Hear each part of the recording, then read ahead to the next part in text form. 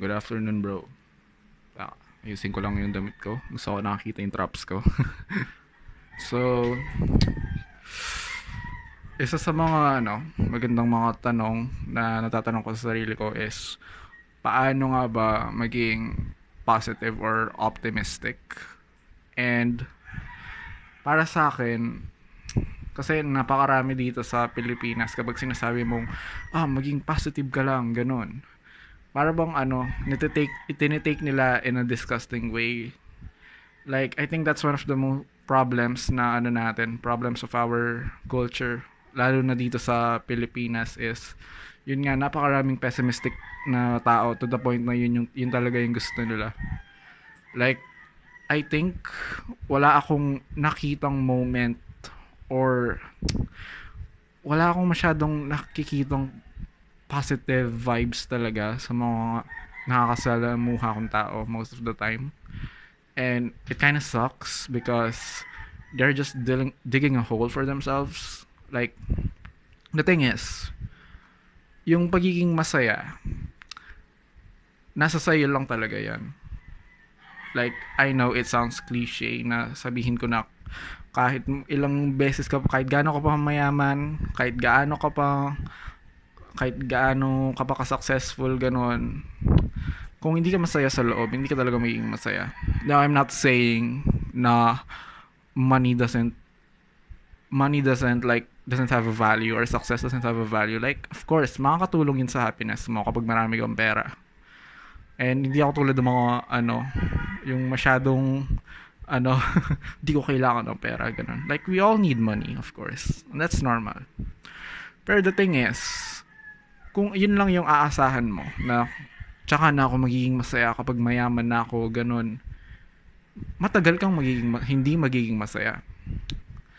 Like, that's the one problem. Or kapag kahit kunwari ambitious kang tao, tapos sasabihin mo sa sarili mo, ay siguro magiging masaya lang ako kapag mayaman na ako, o kaya ay siguro magiging masaya na ako kapag mamamatay na ako. And that is if you are a depressive guy.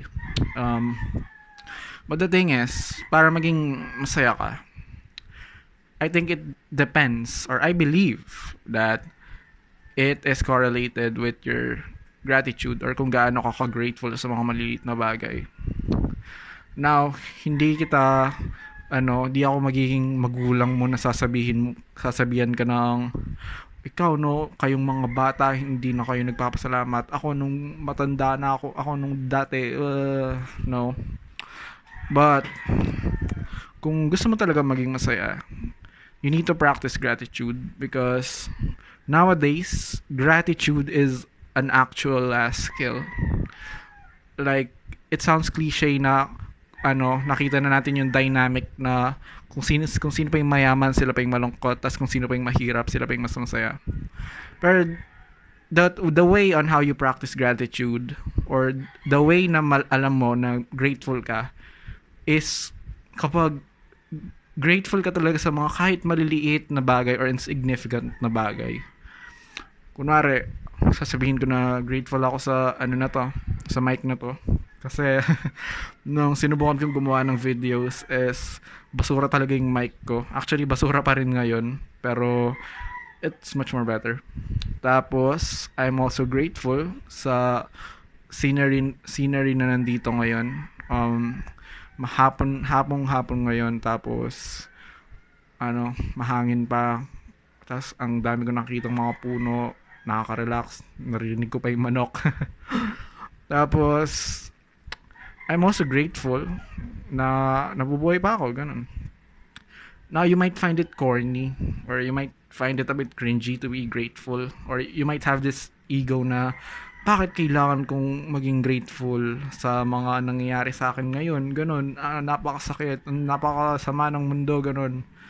Bro, yes, may kasamaan yung mundo, pero hindi naman siya masama sa'yo araw-araw, diba? Hindi naman siya masama sa'yo palagi-lagi. I'm sure you can find something to be grateful for. Kaya, if you really want happiness, bro, you need to practice with being grateful. Like, that's just how it is. Kung ayaw mo maging masaya, kung lahat na lang ng bagay pinoproblema mo, tapos wala kang sense of gratitude, wala ka talagang maabot, men. Kaya ako ganyan ako dati. Sobrang pessimistic ko. Yan, napaka-confident ko na lahat ng mga tao na nandito ay napakasama nila, ganun. Na sa tingin ko, na yun nga, binuli ako ng mga taong to, ganun. And despite all that, I still found a way to be grateful. Kasi yun nga naman talaga eh. Like, try mo lang, pre. Kuha ka ng papel, araw-araw. Tapos kahit magsulat ka ng isa, dalawa, o tatlo, o kahit ilan. Tapos mag-isip ka ng ng bagay na magiging grateful ka. It really does change your life. So, yeah. Just be grateful, bro.